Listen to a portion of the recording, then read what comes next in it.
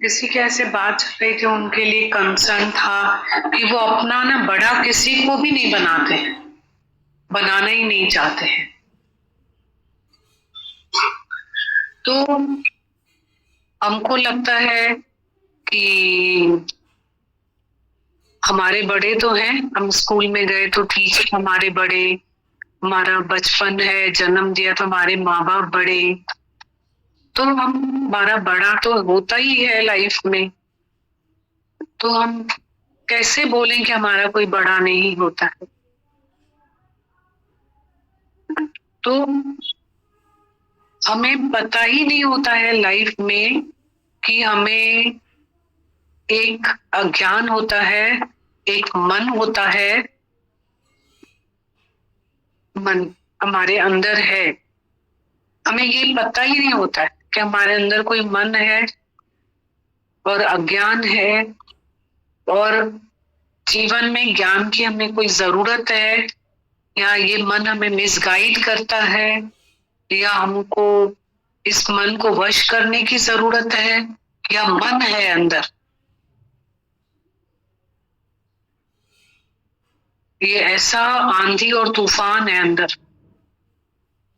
मन मत डुबोए गुरु मत तारे, मन आवाज से तेज हाथी से बलवान।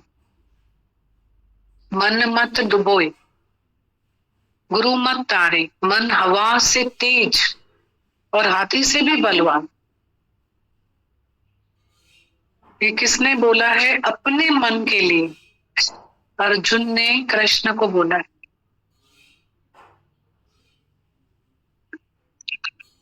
और मन अंधे ने जन्म गवा दिया। हम बहुत अंदर से, जैसे गीता भगवान इतनी हमारी पढ़ाई बता रहे थे, तो हम अगर अपने गुरु के आईने में हम अपने आप को देखें तो हमारी कितनी पढ़ाई, आधा गिलास हमारा गुरु ने भरा भी होगा पर आधा गिलास हमारा खाली भी होगा, तो कितनी पढ़ाई हमें गुरु करा रहा है। गीता भगवान बोलते हैं ना, थोड़ी थोड़ी बात होती है ना लाइफ में, तो हमारे अंदर धक धक धक धक धक धक हो जाती शुरू। थोड़ी बात में धक धक, थोड़ी बात में धक धक। कैसे हमारा जो अंदर धक धक कैसी होती है। उस दिन भी कोई बैठा था, वो बोल रहे थे कि मेरा किसी से कोई कंसर्न ही नहीं होता है, तो भी किसी की भी जोर से बाहर की भी आवाज सुन लेती हूँ ना, मेरी हार्ट बीट इतनी बढ़ जाती है और बेचैन हो जाती हूँ। और घर में होता है तो होता ही है, पर एक आवाज भी मेरे से बर्दाश्त नहीं होती। और बाहर किसी की कोई आवाज होती है, तेज आवाज, कुछ और होता है, मैं सुन ही नहीं पाती। तो हमें मन पता ही नहीं है, जिसको गुरु नानक साहिब जी ने दूसरे शब्दों में बोला है, मन अंधे ने जन्म गवा दी। अभी जैसे हम लोग, अब हम लोग सब मन को समझ सकते हैं ना, कि आज हमारा गुरु कोई बात के लिए मना करता है, समझ लो कि गुरु बोलेगा तुम क्रोध नहीं करना, तो अब हम जो है ये बात सत्संग में सुन के जाएंगे, और हम चाहेंगे भी कि हम क्रोध ना करें, पर ना चाहते हुए भी हमारा हमको क्रोध आता है। तो हमको लगता है ना कि मन को अमन करें, ज्योत स्वरूप बनाएं। इच्छा है तो क्रोध आता है, हमें इच्छा है तभी तो क्रोध आता है। इच्छा न होवे, जैसे आसुरी संप्रदा का स्वभाव बताया, हमारा अहंकार, एक अहंकार की वजह से सारा दिन थॉट परेड चलती रहती, मैंने किया, मैं समझदार हूँ, मैं ऐसे सबके लिए करता हूँ, मेरे लिए कोई नहीं करता है, मैं ऐसा मैं वैसा। कैसे आसुरी संप्रदा का स्वभाव गीता भगवान अभी बता रहे थे, मैं फिर दूसरे को चलाएंगे कि तुम ऐसा नहीं करो, तुम गलत हो, तुम ऐसा हो, तुम ऐसे हो। ये सब आसुरी संप्रदा में बता रहे थे। और देवी संप्रदा क्या है? हम स्वप्न में भी अपने गुरु से पूछेंगे ना कि तुमने ज्ञान दिया, तो बोलेगा मैंने तो कुछ किया ही नहीं, मेरा गुरु सच्चा भगवान है। मैंने तो कुछ भी नहीं किया, मेरा गुरु सच्चा भगवान है। और सच भी है, हम उन्हीं की देख से ही तो खा रहे हैं सब लोग, वो ही सच्चा भगवान है। मेरा गुरु सच्चा भगवान है, किल विद काइंडनेस। तो कैसे आज हम कितने भाग्यशाली हैं कि हमारे अंदर के तूफान के दर्शन गुरु ने कराए। मन ऐसा है, मन कैसा होता है, राजा को पत्थर लगा और राजा ने बोला उसको बुलाओ जिसने पत्थर मारा, खून बह रहा था, तो उसको मैं सजा दूंगा। जब सामने उसको लेके आए तो वो उसकी फ्रेंड थी, तो उसने उसको, राजा ने गले लगा लिया। ये है हमारा मन, दोस्त और दुश्मन दिखाता है। वो कौन है? मन है। अगर कोई और होता तो उसके लिए क्या होता? सजा होती। और अगर मन राजा के सामने उसकी फ्रेंड आ गई तो उसके लिए क्या था? दोस्ती, गले लगाया।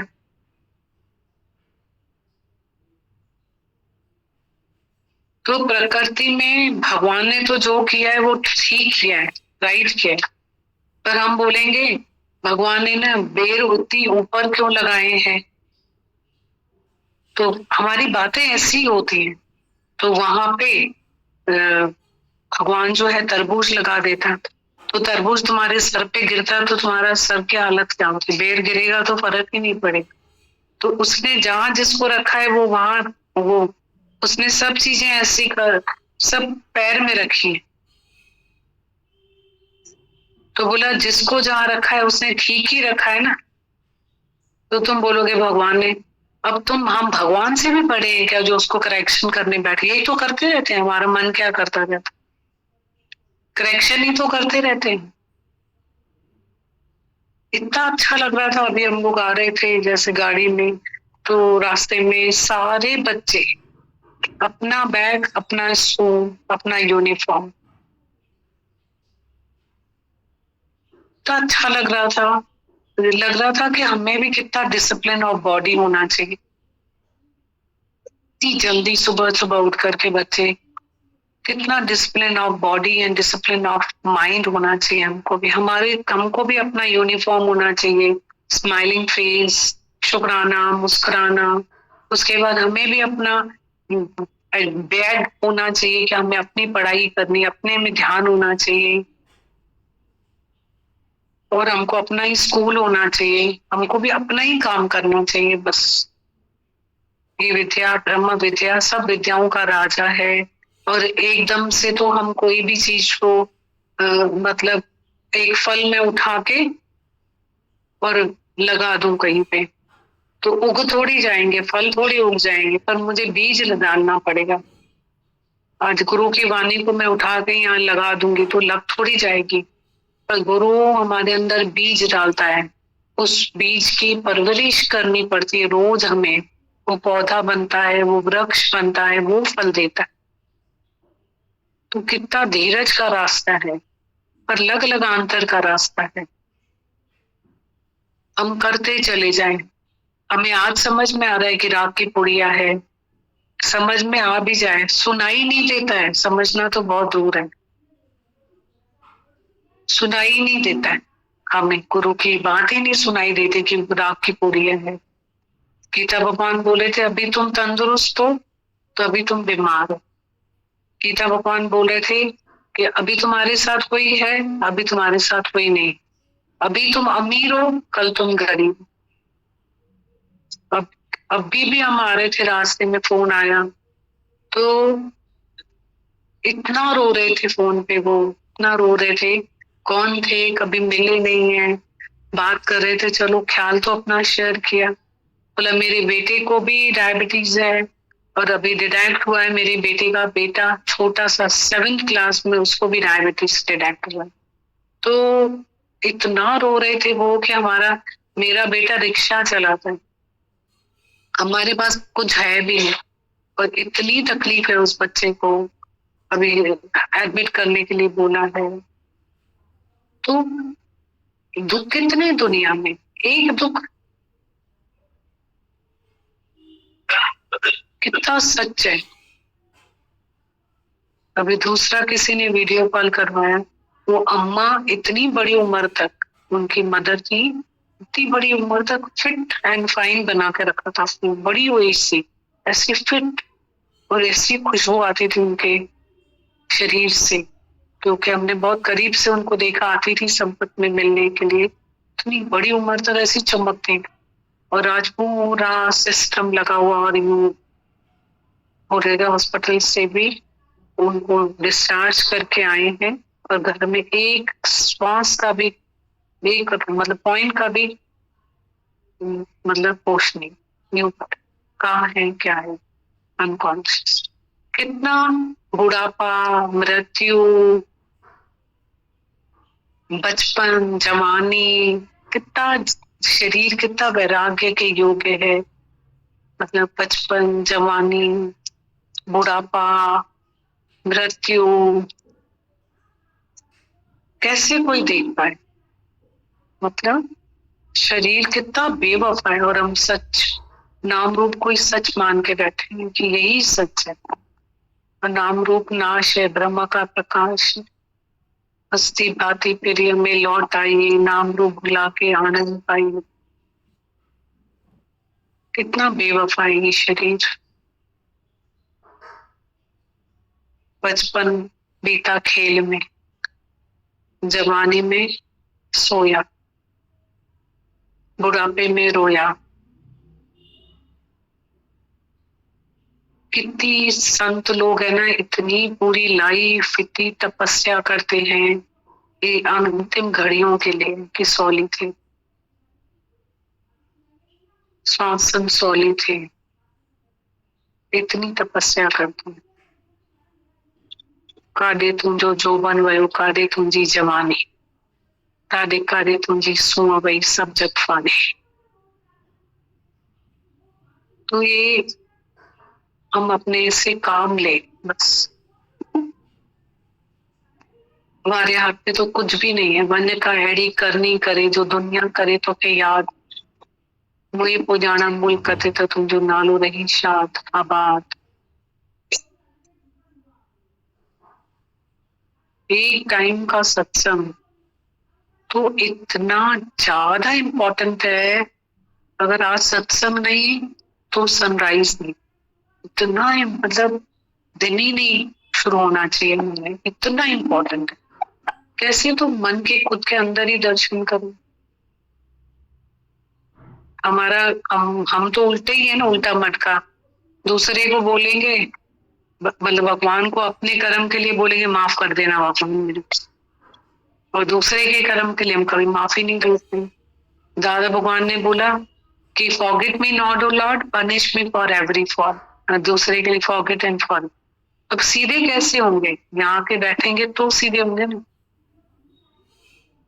चलो माफी हम मांग भी ले, माफी मिल भी जाती है, पर आप बोएंगे करेला, मिलेगा गन्ना, करेला ही खाना पड़ेगा ना। वो मिल गया ना, क्योंकि आप किसी और को थोड़ी परेशान करते हो, आप खुद को ही करते हो।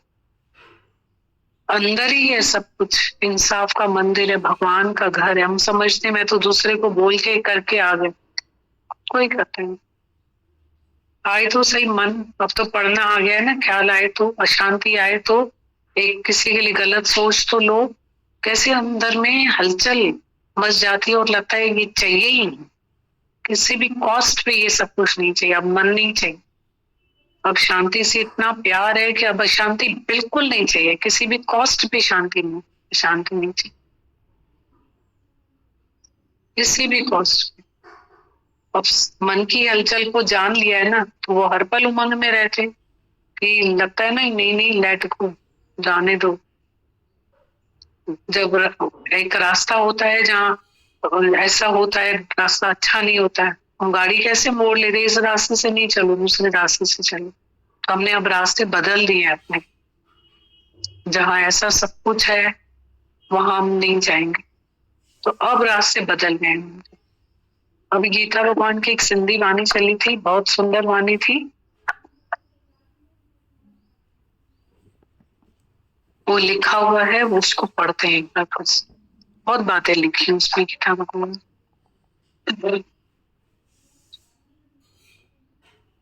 अंदर में, तो ज्ञान अंदर नहीं जाता।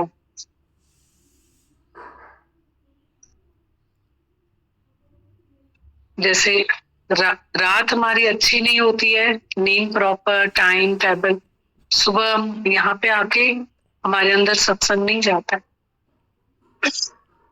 तो अगर आपको 1 घंटे के सत्संग के लिए सच में कि हम वो पिए, सुनना तो ठीक है, आना तो ठीक है, पिए, तो हमें 24 घंटे की तपस्या चाहिए रहती है। अगर हमारे बाकी के 23 घंटे की तपस्या नहीं रहती है ना, तो नेक्स्ट डे का हम लोग लेसन ले ही नहीं पाते प्रॉपर। आप कोई कर्म बना के आ गए तो इतनी देर तो रिग्रेट में ही चली जाती है कि अरे क्या करा, क्या किया।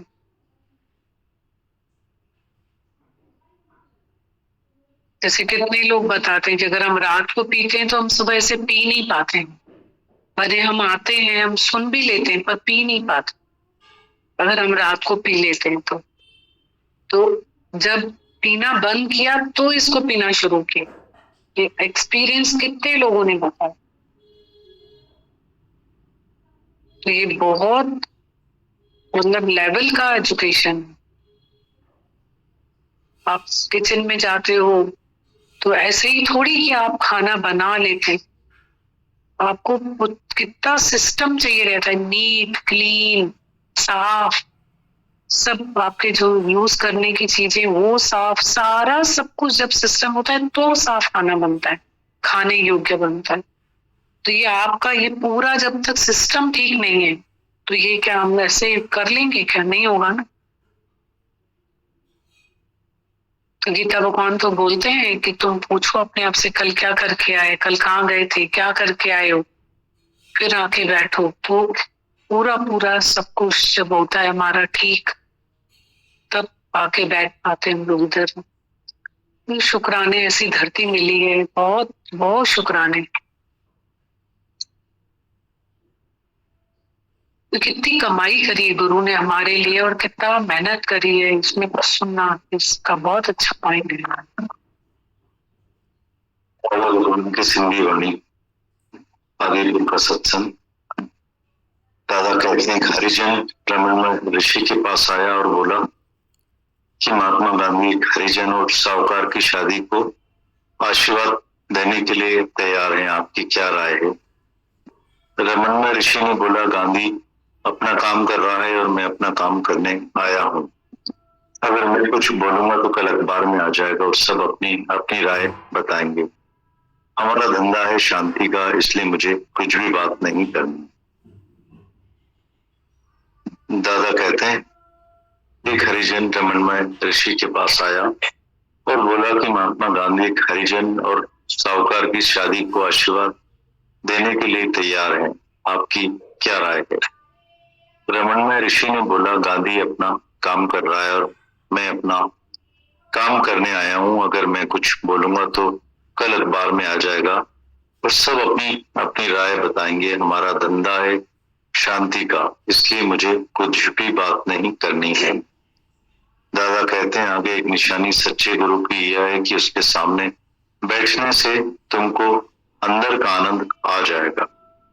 जिसमें लिए चित्त हुए आनंद सो सतगुरु कहिए। हमें ऐसा नहीं देखना है कि अच्छे कैसे जवाब दिए, कैसे पूरे पूरे जवाब दिए, कितनी लॉजिक वाली बात बोली, बहुत समझ है, पर जिसको देखने से हमारे दिल में आनंद आता है, ऐसा आनंद रमणमय ऋषि की हाजिरी में बहुत लोगों को अनुभव हुआ था।